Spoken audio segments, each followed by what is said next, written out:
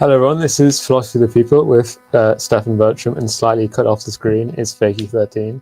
You may notice I'm in a different room. My laptop is finally getting fixed. We're going to send that in tomorrow, but in the meantime, we are in my friend's house. And today we're going to be talking about resentment, joy, and vengeance in American politics.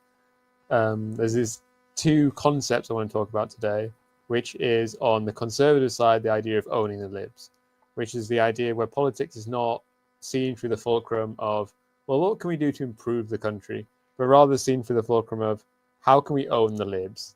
How can we make libs annoyed? How can we make them suffer? And then on the liberal side, there's the idea of leopards eating face, which is enjoying the exact same process, the process for which conservatives do bad things and make people suffer. But on the liberal side, this is also inflicted by the conservative elite, but upon the conservative base.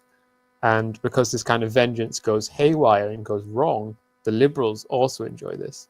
But what we have on both sides here is a politics of vengeance. And sufficient to say, I don't think a politics of vengeance is particularly useful or good. Oh, and obviously, warners, if the audio sounds bad, we're using lav mics. It should be okay, but say something if not. The effective, as in kind of like the emotional landscape, like the affect of the politics in the United States, is well explained by the Nietzschean idea of ressentiment. This effective landscape is very much important because with the abandonment of mass politics, we instead have a purely spectacular politics managed through screens. As in, kind of our encounter with politics is not like talking down the pub or an encounter in the working men's club or whatever, but rather is done via Twitter and so on and so forth. I'll discuss resentment, but especially the outflow of resentment, the hoped end of resentment, which is vengeance, as one of the main drivers of this spectacle of US politics, and how that is the way that people enjoy politics as a spectacle. There's also a dialectic between the two sides of the American elite and the two sides of the American people. I already mentioned it kind of just before there, but there's also a thing where the Republicans and the Democrats desire vengeance differently, where the Republican elite desires vengeance on the Democratic elite, but doesn't actually revenge themselves on them, but rather upon kind of the groups that they think stand in for the Democratic elite. So like the Republicans will punish trans people because they identify trans people with the Democrats, or basically think that the Democrats like made up trans people. Are similar with like Palestinians and illegal immigrants. And I will explain this in reference to the works of Nietzsche on ressentiment and revenge. There is a quiet hum, says Luke Marcy, but I don't think it's too bad. I think volume is good. I haven't heard Fakey talk. That is because I haven't as yet talked. There was one thing I did want to say, actually. Yeah.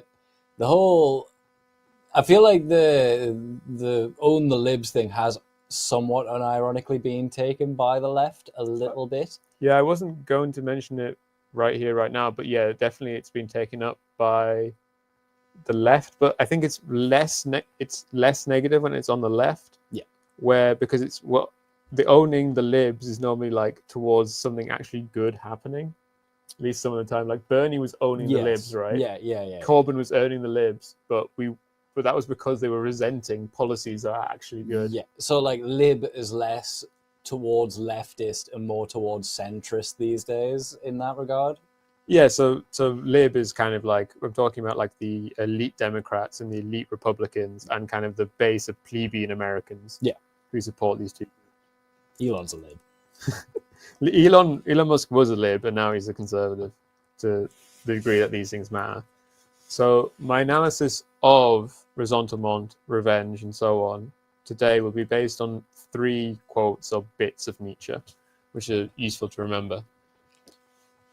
The ressentiment of those beings who designed the proper responsive action compensate it for only with imaginary revenge. So in each case, the revenge of common Americans is imaginary. It's not a real revenge. They don't actually revenge themselves upon the people they hate, especially not directly by themselves. Rather, it's done through separate actors and is normally actually not inflicted on the groups they want it to be. As much as kind of conservatives might resent plebeian libs and plebeian libs might resent plebeian conservatives, in the end, they both hate the elite groups more, but then obviously the elite is never the group that suffers. Slave morality first has to have an imposing external world. It needs, physiologically speaking, external stimuli in order to act at all. Its action is basically a reaction. This is where there's no kind of initial base of politics. We have Trump, who's a reaction to Obama, and we have Biden, who's a reaction to Trump, and then we have Trump 2, which is a reaction to Biden. And like, especially Trump 2 is like fundamentally like a reaction to the efforts of the Democrats to prosecute Trump and the other Republicans, which directly derives itself as a reaction from Trump 1.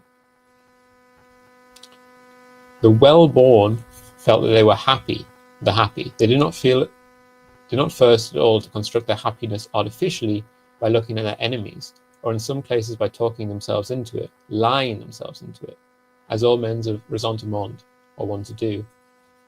This kind of happiness, this enjoyment of politics, isn't gained from like your group or you doing something good. First, you have to create this image of a guy to be owned, and you go out and own him. But it's this kind of imaginary revenge based on the idea of constructing. Was it? Oh, like I made up. What's the phrase? Like I made up a guy in my head. And I'm owning him. Like I can't remember exactly the thing. But I know what you mean. It is funny though, the concept of just making up a guy in your head, being irately mad, and then going out on the internet to find that guy. Or literally going to the polling booth and being like, "I'm going to own that guy." Yeah. So who are the actors on stage in this kind of drama I'm trying to put across? So America is hyperpolarized. So for instance, the UK, to be clear, as always when I'm talking about the United States, I'm talking the US down. Britain is also a horrible, horrible shithole. Jason Miles of This Is Revolution, Stefan is talking to Fakey13. The man of the barbecue, if you'll remember. So if this is actually Jason, you should remember Fakey13 because he made that Transformer edit for you. Yeah. But it could the 3D render. Yeah, it could be Tucson or it could be whoever else. So Britain is not hyperpolarized. Like it's a shithole country, but we're not hyperpolarized in the sense that now Keir Starmer is at like minus -50 approval rating, while Trump can never ever go below like 33% approval. So America is hyperpolarized, so we can reasonably distinguish these groups. We can actually say they're all this quite solid group of plebeian Republicans and plebeian Democrats, and then these two elites. Though we should also note that this isn't the whole population or close to the whole population. There's also a large part of the population who's almost entirely disengaged, but there isn't really like a third force in American politics. There have been various attempts to be a third force from the left with Bernie and so on, and the DSA, and with libertarians, but both these things have generally collapsed under the weight of their own failures. You can tell that Jason's never watched any of my actual streams. You didn't even watch us play cards, man. That's so sad. It was so enthralling. The most interesting things you've ever seen happened in that stream. You missed out, man. The Democrats and their voters engaged with ressentiment and revenge in a different way from Republicans and their voters do, and the elite engages in their vengeance and revenge in a different way from plebeians. But what I wanted to say is that all engaged in this vengeance and resentment. Notably, in accordance with Nietzsche, this revenge is imaginary. In the case of the plebs, it's not enacted by them. In the case of Democrats, the Democratic elite, it could be, but it's not. And in the case of Republicans, it's enacted, but it's not against elite Democrats. No one's actually revenging themselves on the group they want to be, apart from maybe kind of elite Democrats, which we'll talk about later. Yeah, Jason says he's impressed with me. Victory and defeat. Oh wait, I'll read Luke's comment first. Does ressentiment require that the subject have no recourse to real vengeance? Probably. And at least if you have recourse to real vengeance, I think that's the thing with Nietzsche talks about how the kind of the strong-willed or healthy man has resentments and builds up this resentment inside of himself, but he can actually just express it, and so it doesn't build up and build up and build up. I think he goes psychologicalized around resentment, and so he'll properly have this feeling of ressentiment. I think in that case, you must not have any recourse to real vengeance, because otherwise you would just do it. You could, in some sense, have a recourse to real vengeance in the sense that there's an option out there and you're just not choosing to take it. But obviously, because Nietzsche is psychological in this way, that doesn't count for him. I suppose the worst reading of that question is, yeah, why don't conservatives pull up their bootstraps and shoot a dog? Victory and defeat. The approach to victory and defeat is also distinct. Plebeian Republicans enjoy their false victories, while the Democrats mainly enjoy their defeats. Elite Republicans impose glorious vengeance against marginal groups they take to be stand-ins for the Democrats, while Democrats revel in their defeat as they enjoy seeing their base and marginal groups which stand in for them suffer for their alleged failures. I think I mentioned at some points, but there's always a conspiracy which causes the Republicans to lose, while for Democrats, they're always failed by their base. The two main framing tools here are, as mentioned, leopards eating face, which if people aren't familiar was a tweet originally, which goes, I think, I can't believe that the face-eating leopard ate my face. Personally voted for the face. Yeah, I voted for the face-eating leopard party. Yeah. I never thought they would eat my face, though. Something to that effect. And now it's an enormous subreddit. Well, owning the libs, obviously, it's not something. It's like a more obvious string of words, so it probably doesn't have a particular origin. Eric says in the chat, soon, Claude, Jason, lads. lads.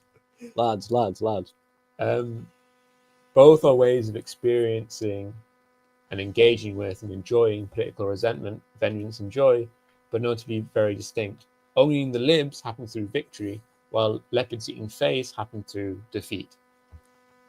If the leopard eating party doesn't win, the leopard face eating party doesn't win, then no one's face is getting eaten. Is that a satanic bed cap? What's that word? Canopy. No, it is just an eye with like, I guess it would be most described as sort of like native style. Is it not a cult? No, it's no. That most resembles Soler's emblem from Dark Souls. That's a bit of cult. Owning the libs and the leopards. Owning the libs is the process by which the country is made worse by the Republicans taking vengeance, but the libs get mad about it and the libs are resented, so it's of great pleasure. I don't think generally in this sense with owning the libs there isn't that much distinction between elite libs and like plebeian libs, though, because people kind of engage with it. And previously, you'd want to engage with it through CNN, so you'd always have it through the elite, even if they're standing in for the normal people. But these days with Twitter, you can kind of just get to the plebeians from the start. While leopards eating face, on the other hand, is when the Republicans make the country worse with their vengeance, but this impacts their voter base. So it's of great pleasure to liberals due to their resentment of the plebeian Republicans who put the elite Republicans into power. No one really gets any joy when the Democrats do good or bad things. No one really cares. Apart from, actually, I guess the only kind of plebeian Republicans kind of enjoy like making conspiracy theories and stuff about when the Democrats do stuff. Yeah, I mean, it's like the classic deep state, like, oh, the left deep state is so scary, but the right deep state is lovely. Like, yeah. We have the based FBI agents and cringe CIA agents. political vengeance, and loss. The Republicans are committed to vengeance, but this is externalized under groups that they identify the Democrats with: Palestinians, illegal immigrants, trans people, and so on. And this often extends to the idea that the Democrats are responsible for the existence of these people. The idea that Democrats have imported illegal immigrants, like deliberately as a strategy to either fix elections if you're kind of just a bit right wing, or to like replace the white race if you're more right wing. With trans people, of course, you know, the Democrats just invented trans people to do gender. Yeah, if everyone's a woman, everyone's a feminist, and everyone's a Democrat. And with Palestinians, it's less kind of that the Democrats made them up, but that they made them into any kind of relevance at all. During Biden, the Democrats did actually prosecute the Republicans, but only as a form of respectability theater. Democrats see themselves as just good fucking people, okay, who deserve in all cases to win, and if they don't win, they've been failed, as opposed to defeated by an enemy. While the Republicans, on the other hand, always see themselves as being defeated by an enemy, but not in a fair contest. The Republicans never lose fairly, rather they lose through a conspiracy of their enemies, while Democrats lose from being failed by their base. You just didn't try hard enough. Yeah. You didn't vote hard enough. You didn't vote twice. Yeah. Which is, of course, like what the Republicans believe the Democrats are doing anyway, and still losing.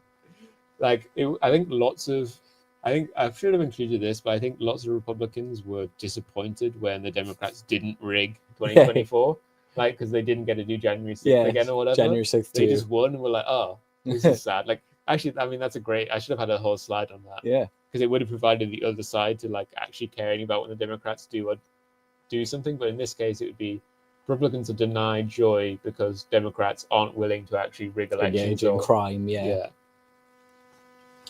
The powerful and the powerless. Both groups do not believe that winning and losing of elections rest upon them and their massive oligarchical power, but is decided outside of them. I think this is a really interesting thing where it's probably never been more true until we get like back to the Gilded Age or something, or even before the Gilded Age, that the American working class is so powerless, it's so disorganized, and so on. And so economically inactive, like in actual real terms. While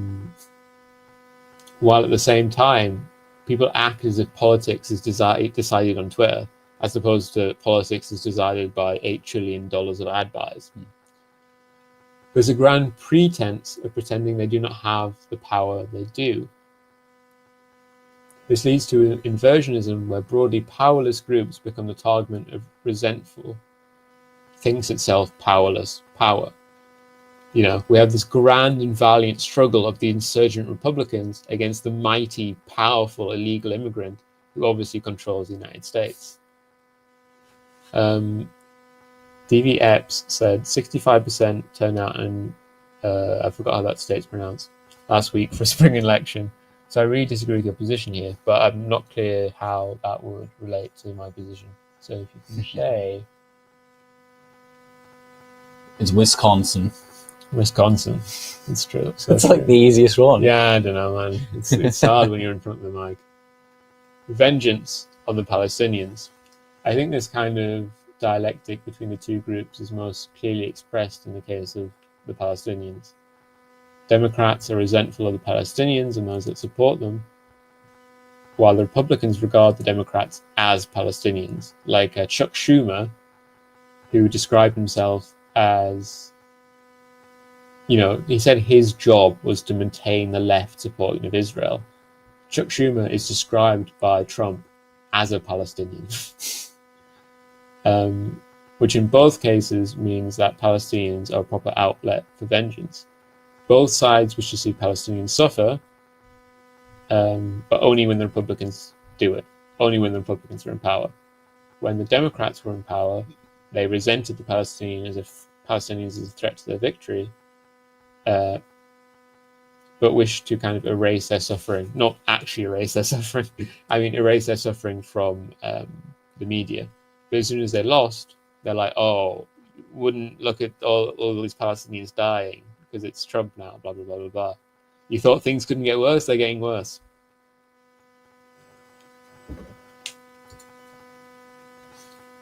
intra-elite vengeance. The Republicans actually did prosecute the Republicans. Did I just say Republicans twice? I did say Democrats first time. I think you said the Democrat first time. Okay. But only as a form of respectability. Oh, I've done this one. Okay, I've done the first two. I'll just say it again. To remind ourselves, the Democrats see themselves as just good fucking people, okay, who are acting in accordance with the rules and traditions of the United States. The Republicans go back to an imagined primordial essence of the United States, which allows for the violation of all the actual rules that exist. So the Democrats are like, we need to listen to the parliamentarian or something, and that's why we can't raise the minimum wage.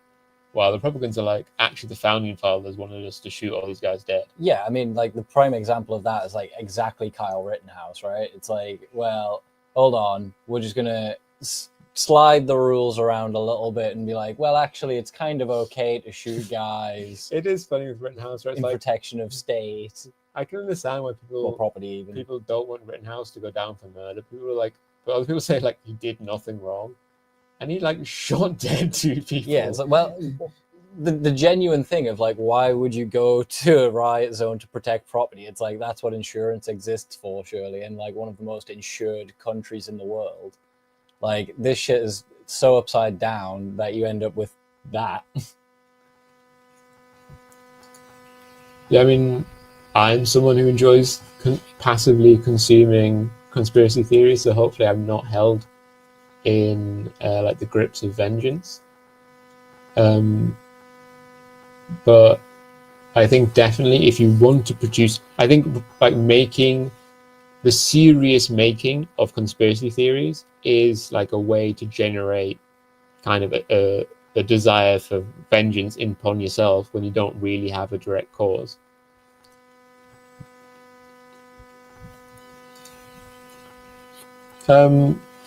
But I think it's actually kind of essential to my point here that there is an intensity of electoral action in the United States. But the point is that this intensity of action around elections is only an outlet for vengeance and resentment, not really on anyone's part a genuine effort to make conditions better. And because the Republicans don't care about the actual rules, rather than just like a high-minded concept of the rules that they've made up, this makes the Republicans best suited for any shocking bouts of vengeance. But even now, they're doing very little to actual elite Democrats. Like, I guess, like, I feel like Trump should be prosecuting more elite Democrats, considering they like tried to put him in prison. And of course, they tried to put him in prison for like committing actual crimes. But he doesn't think that, and he doesn't care. And it's funny that that's one of his actual promises, right? Like, he said, like, oh, drain the swamps. Yeah, like why is Hillary Clinton still not in prison? Yeah, what else would that mean other than I'm going to go and look for the corrupt politicians and try and prosecute them? Like, yeah, and like even the prosecution didn't work. That doesn't matter. Just like, you know, yeah, gum it up in the legal system. Arrest Hillary Clinton. Yeah, he's been president twice now, and he hasn't even arrested Hillary Clinton. Yeah, Sin's pointing out that lock her up. Another failure, another lie from Trump. Like, it just seems like he just wants to hold the most powerful office in the world just to say he did it, right? Like, yeah, I think my theory is anyway, like, he wouldn't have ran again in 2020. He wouldn't have ran again in 2024 if in 2020 he'd lost cleanly. So I think going into election night, he was like, if I lose, I lose, it's fine. But what happened was it seemed like he was winning on election night, and then he lost, and then it felt like he'd been stolen off them. Yeah, so he had to go back. It's unfair. Yeah, yeah. I need to be the 2-time back-to-back world champ of being the president. Is there anything that the Feds can... Yeah, is there anything that the Feds can do that doesn't threaten Wall Street? Yeah. So all the Feds do much different approach in the state level, yeah. Yeah, and of course, like, the Democrats are, like, intensely wrapped up in financial capital. Mm. So yeah, instead of actually prosecuting elite Democrats, what the Republicans do is slice at what they hold dear or what the Republicans think Democrats hold dear, such as illegal immigrants.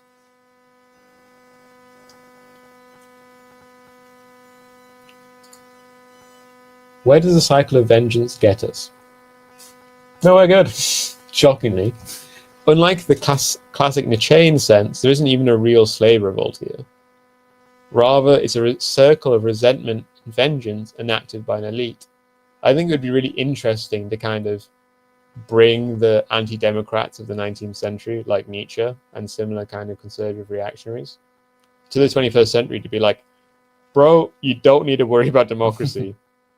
Sure, like all your values are destroyed and whatever, but we're not actually democratic countries. The elite is totally in control.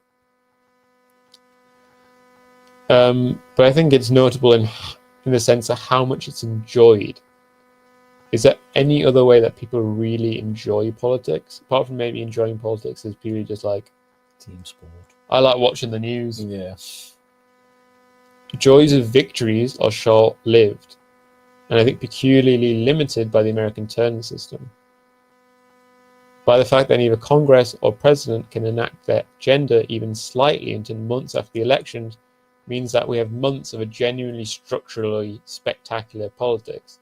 Like, you can't really get that infused about Trump, like, fixing the country when you elect him on November 5th and he doesn't come in until January 21st.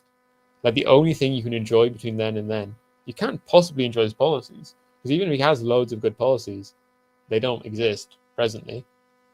All you can enjoy is the libs being mad. Yeah, the aesthetic of... Yeah, the aesthetic of Trump being president instead of him actually being president in the sense of doing things. Oh yeah, I think that's definitely true. There's definitely, yeah, I should have probably drawn that out. To anyone that's just listening, DB Epps said, I would just make sure to clarify this is related to current federal imperialist political dynamics in the United States because there's positive political programs at the state level. Obviously not in every state, I don't think, but definitely there are places where this is very much the case. And this pure spectacular politics based on vengeance and resentment is a product of like how distant federal politics are from ordinary Americans. But I mean, again, in like the sort of more obscure, not obscure, oblique. Are you going unclear or kind of yes, away? unclear sort of sense. It kind of does trickle down in sort of what is happening in sort of like British employment as well, though. Like the way things are kind of more based on aesthetics and, you know, how things look from the outside as opposed to the internal workings of them. They should just ruin the UK post office because the US post office is going to get ruined by Trump. Well, I mean, but on that note, specifically, when you look at like what's happening with the Royal Mail takeover at the moment, the things are getting gummed up, and it's sort of this universal service obligation that's being looked at in the Royal Mail, as I am a member of. And what you find is that, like, obviously it is kind of that way over here as well. So obviously it's more of a general thing than just sort of Trump and his administration at this moment in time. It's politics and, you know, law in general is becoming more of sort of a spectacle. Yeah, this 24-hour politics combined with the lame duck innately encourages a kind of spectacular politics. Like, there's literally no federal policy, really. Well, sometimes a lame duck president will do certain stuff, but there's incredibly little for the news to report on in terms of federal policy between November and January. And so the setting up of a new president in the media is always based on like reaction videos, basically. Yeah. Withdrawal into our own worlds. The withdrawal of people onto separate intranets does not bode well. I think it was incredibly notable that in November, instead of libs raging out or getting owned or whatever on Twitter, what they did was literally just leave. The libs left. The libs left to Threads and what's the other one? Blue Sky. Blue Sky. They, especially Blue Sky, they love Blue Sky. Yeah. The libs just went to Blue Sky and then just having their own alternative Twitter on there. And of course, this only happens because of the fact that Elon bought Twitter. If it wasn't that way around, then we could have seen the reverse, where instead the conservatives all just leave to Truth Media, which is still where Trump primarily posts. It's obviously a great name. Yeah. It's just like InfoWars, right? Like, how can InfoWars be wrong? They have all the info. They're in the wars. One of the most shocking parts of this scheme of vengeance to me was people writing stories about how they're reporting their Republican relations and friends and family for tax and benefit fraud and so on. Not because that's insanely evil, though it is, but because Americans apparently don't find it strange to know all these other classes of people. So in the UK, obviously, rich people commit tax fraud and poor people commit tax fraud, but they're like different kinds of tax fraud entirely. Like it's like one's legal, essentially. Yeah, for the rich people stuff. Yeah. For poor people, it's like getting paid under the table in cash, while for rich people, it's like doing weird investment shit, so you don't have to pay any taxes. Yeah. Moving all your shit into offshore bank accounts. But from these things of vengeance I've read on Reddit, which are probably made up, but still will represent a belief of someone. And also, like, because the comments don't find it ridiculous, it must be the case that people do notice this. Yeah. People were talking about, like, oh, I'm going to report my uncle for tax fraud and this other uncle for like benefit fraud. And it's like, your families are crazy. Yeah. Like, Britain is so class segregated. I just didn't really realize how unclass segregated at least some American families are. I was saying this to my partner earlier that, like, essentially we now have like almost 4 classes, although obviously, you know, the middle class has kind of dropped off. Yeah. But you would, like, in a classical sense, you would have the upper class, the wealthy, the middle class. Those people are much, much closer to the working class these days. But then you'd have the working class, and then the sort of subclasses of, like, essentially benefits claimants and some people who can't work. And it's very strange that there's a separation between that and working class now. Submit to Pope Francis and then a series of Chinese characters, which I was trying to see if I could read it, and I can't. It says, hello, I hate Nietzsche. Cool. Based. But as millennials and below have not don't just have their friendships decided by the internet, but their families. This reinforces polarization, because we're now getting into, like, the second generation of internet dating. There's going to be people out there, like young Zoomers now, who their parents found each other on dating apps, and they're going to find their relations on dating apps. And so there's going to be generation decided by the internet. And the internet is much more politically polarized than anything in the real world. That could also be a little bit too much power for dating apps to hold as well. Oh yeah, 100%. Right? Like, they could easily skew that algorithm in not so nice ways. Does owning the libs and leopards eating face have to go somewhere? What would it take for people to become tired of vengeance? The dull, unrealistic answer is real, popular, progressive politics that sees people getting somewhere. You don't need revenge if your life is good and you're happy and you're not being constantly provoked by, like, a news media which exists to kind of transform your negative emotions into money. The end of this cycle of revenge and resentment would require seeing the other class of people as persons instead of enemies. It would require people, when they see, like, Louisiana being blown up by a flood or whatever, to no longer think, oh, great, the Republicans got owned. What hope is there for this apart from socialism? And what hope is there for socialism? I say, finishing on my usually cheery note. Truly, there is hope. This is all my slides, everyone. If you have questions, put them in the chat. If not, then I'll just finish soon. Or, of course, you can say things if you want. We'll see what comes up. Our approach has been to minimize national red-blue discourse in our approach on the statewide level and hope to deliver electors. Because it is depowering and mystifying to fixate on the dear leader. Yeah, I mean, definitely it would be nice, because it's kind of crazy that how bad the 2 US elite parties are. Yeah. I mean, generally speaking, again, like, when you look at sort of how British politics work, again, you've got that same sort of separation into team sports of, I'm a Conservative or I'm a Labour voter, whereas, like, you know, the people like us would sort of like to think we're above that, but I would argue that many people amongst us have probably got involved in those sorts of debates where one person just has this fixed ideology, and it is a waste of your time. Or you're just projecting a fixed ideology to someone else, and then you can't actually engage with them properly. Yeah. Either way you go with that. Yeah.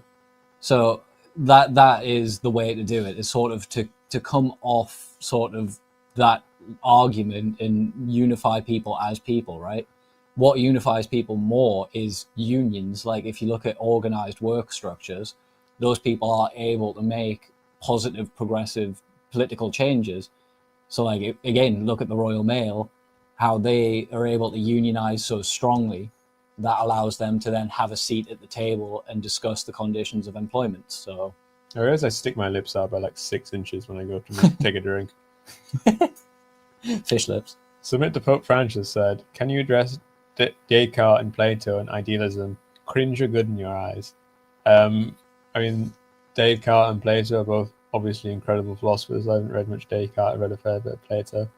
Idealism is generally too vague to really be discussed. You might mean like subjective idealism, but as in the idea that the world is constructed by ideas. But basically no one apart from George Berkeley is discussed this kind of, has actually advocated for that kind of idea. And even George Berkeley's idea of idealism is much less kind of hardcore than people imagine it to be.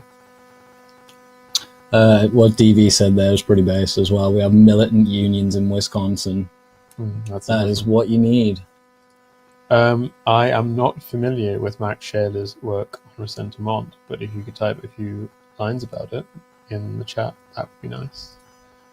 Strangelove the Doctor says, I'm Scottish. What do you fellas think of the suppression of my nature by Westminster? Nation of by Westminster. I become less and less sympathetic with Scotland every year.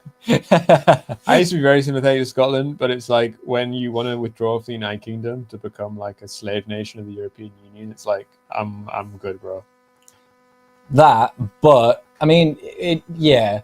I mean, in many ways, I've seen what some of the sort of national policy in Scotland has been, and some of it has been pretty positive. But and when you guys did that, I was on the side of sort of, yeah, but also take like north of England with you, right? We can form a micronation. It's fine, like, yeah, if Scotland wants to become independent, that's fine. But if you join the European Union as a small country, you're not going to become an independent country. No, yeah. If you want to leave the UK, but join the European, you don't want independence, you just don't like England, which is fine, but I'm not going to be particularly sympathetic. There is a bit of that going on with that, and that's a bit disheartening when you see it. But at the same time, I understand why you would say fuck Britain. I mean, the Irish did. Yeah. For good reason. But then, they ended up voting joining the European Union the same day we did. Like, Ireland didn't actually become independent from the UK in any economic way until 1974, when they joined the European Union and became a slave of their economic system.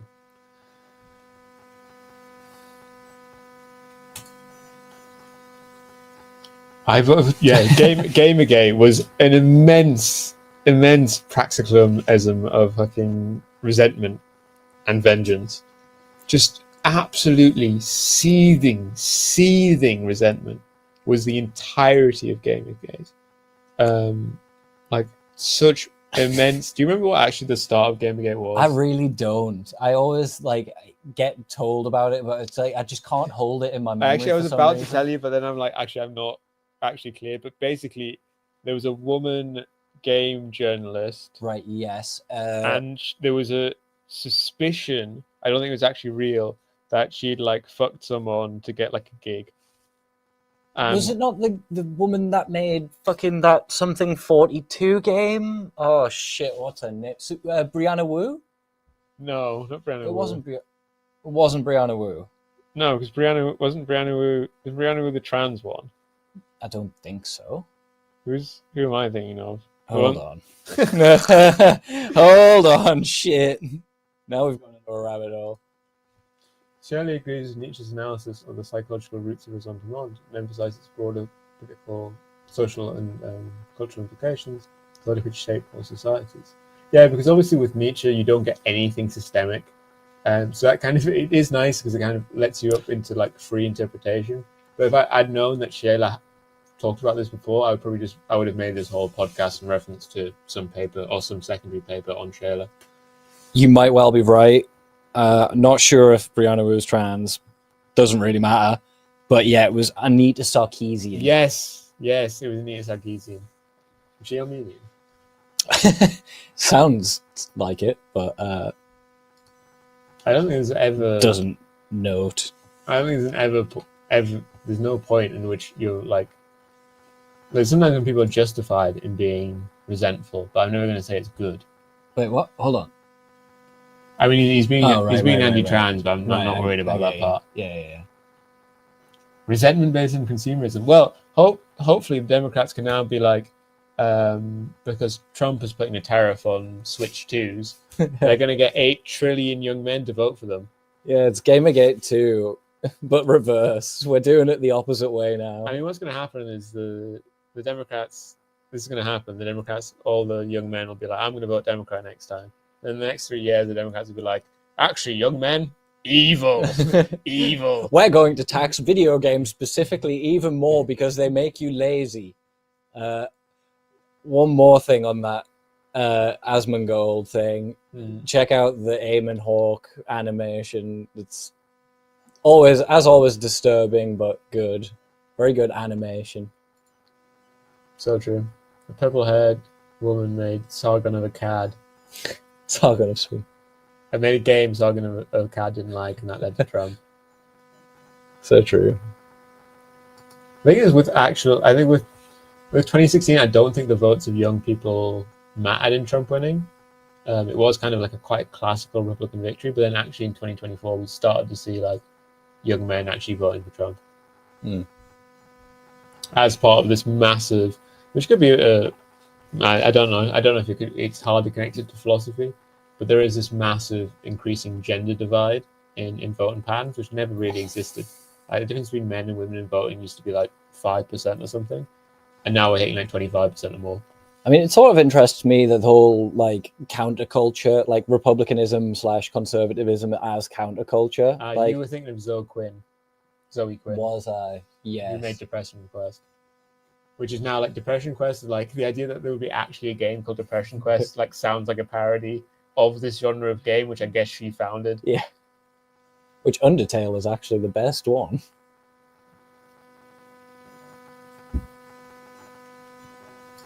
I mean, I very specifically didn't say that, and that's just kind of something you imagined. But when you're filled with this so much resentment, submit to Post Francis, even me kind of equivocating and not actually condemning you for being anti-trans or whatever, will then be interpreted as such. I mean, it's not the question of the day, you know. Yeah.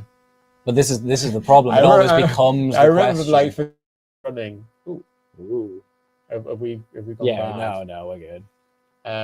There was a thing for 2 months running where every week on this show someone would bring up trans stuff when me and Ben were just talking about completely different things, and not like, and even when it brought up, we wouldn't like go crazy into the trans side, even though it's the one we support. We'd just be like, this isn't really what we're talking about, guys. Yeah, it doesn't. It's like to the bigger questions. It's you're like that.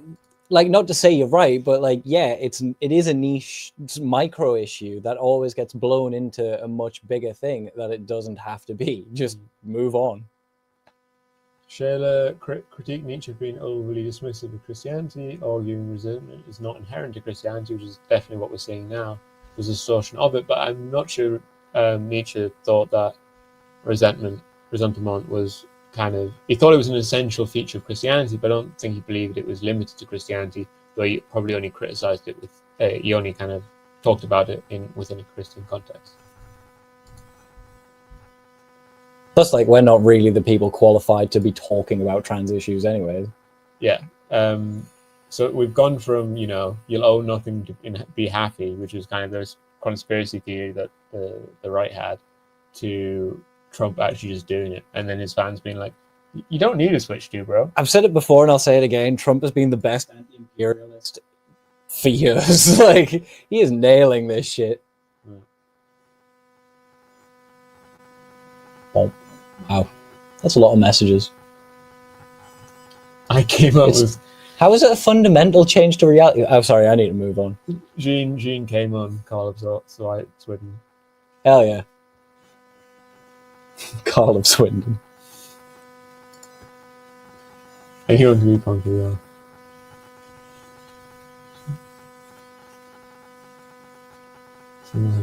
Yeah, it's really, like, Trump is obviously only accelerating tendencies that already existed, but he's really accelerating them. And I was going to say, how do you pronounce it? The process of destruction of the USSR, Petroika, whatever it's called. Oh, right. Trump is just doing that to the United States. He's just blowing up the United States, which obviously sucks for all the Americans in the audience. But as someone from outside that, it's obviously just a fascinating process. I can't remember the context of it, but I recently saw like a new Civil War sort of map. Like somebody had kind of theorized what the sides would be in the sort of new Civil War, and it was like sort of the West Coast and the East Coast versus basically the entire center of the country. Yeah. I was like, yeah, I don't know if that would work.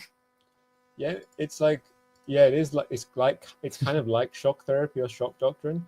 But the thing is, he's not doing it in a way of like actually reducing US spending. There's obviously this constant threat that they're going to do it, but instead they're like doing it through tariffs, which is crazy.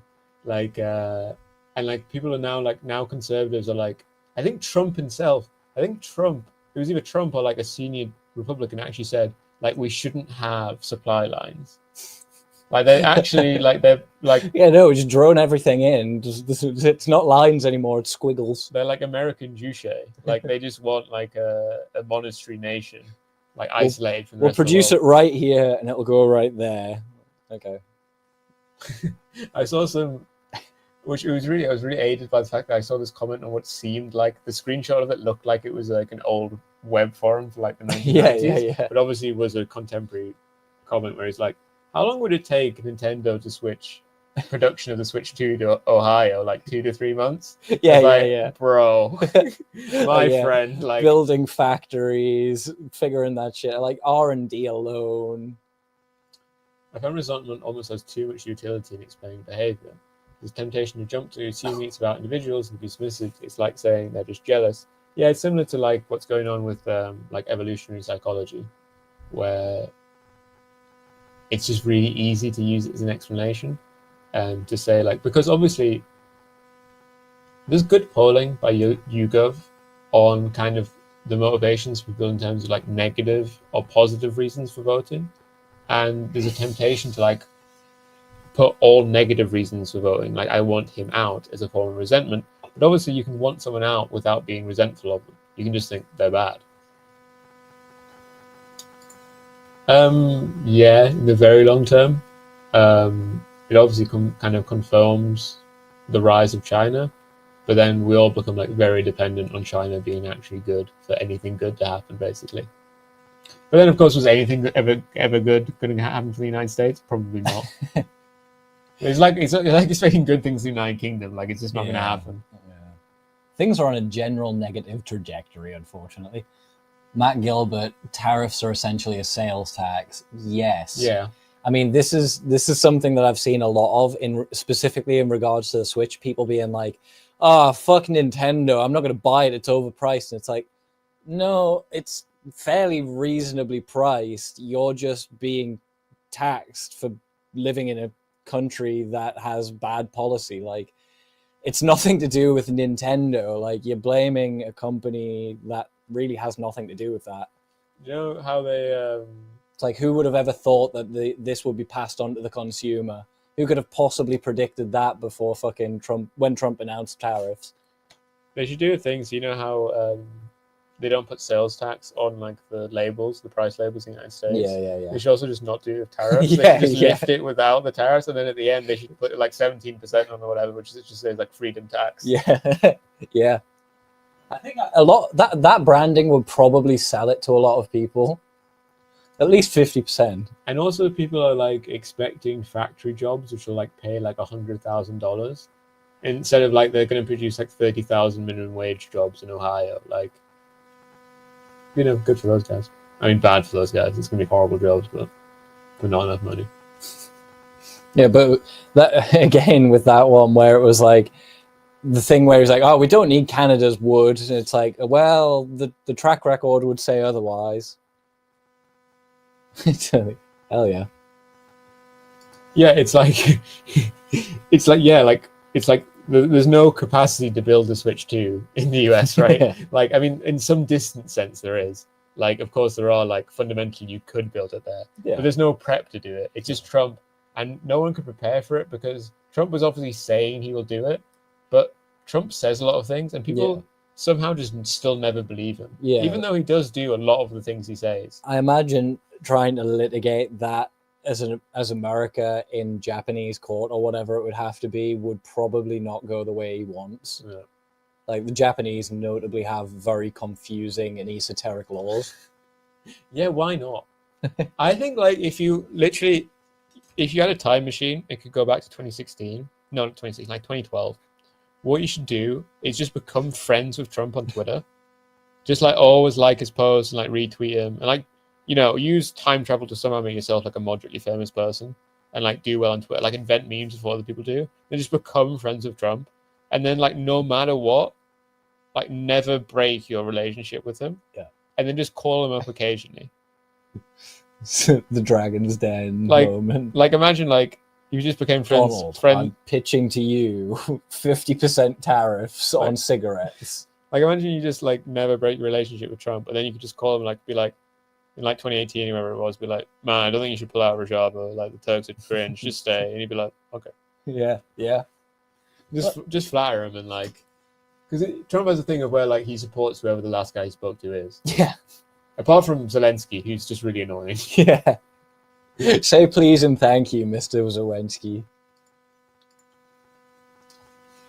I get, like, absolute shock horror runs through me when I see, like, a packet of, like, dried pineapples or whatever, and it's like, grown in Peru, packaged in Thailand, sold to you, and I'm like, what the fuck? Please do not.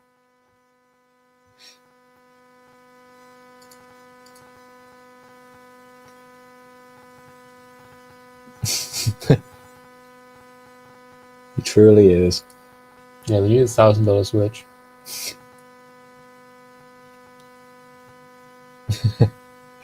Yeah, like, he literally put these tariffs on, like, all these foreign countries to defend, like, the essential soul of America, and then, like, the next day he posed with this, like, card with his face on, which is like, pay me $10 million and you become a citizen. Like, if I was a white nationalist, I would just be seething my ass off. Is that what it was? Yeah, it gives you citizenship? Yeah. I don't know if it actually does, but that's, like, the idea of it. Yeah. I mean, surely at the moment, no, it won't, but... Yes, not the lovely top-down manufacturing of Japan. Luke says, that was a great topic. Thanks, guys. Thank you. You're thanked. I mean, Luke always appreciates what I do, so don't feel too happy. I'm just always hitting bangers. JD Vance would be very happy right now. He's been thanked. Yeah.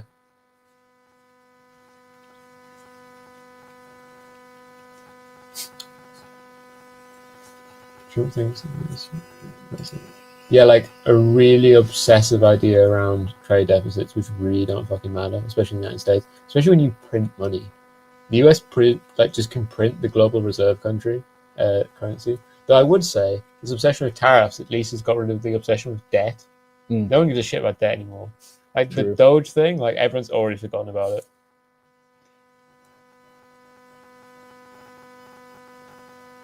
Cool. They should just make some completely worthless token, the state token for the US, though. That would speed things up a lot. Yeah, I'm surprised they still haven't made the official fake Bitcoin of America. Bitcoin. And Trump, like, doesn't understand. He, like, physically gets them, physically print the Bitcoins and, like, mail them to your house. Cool, everyone. I am going to load the outro video, and then I'm going to say goodbye. Should I play the cartoon outro? Or cartoons. The main show outro? Ah, cartoons. Everyone loves cartoons.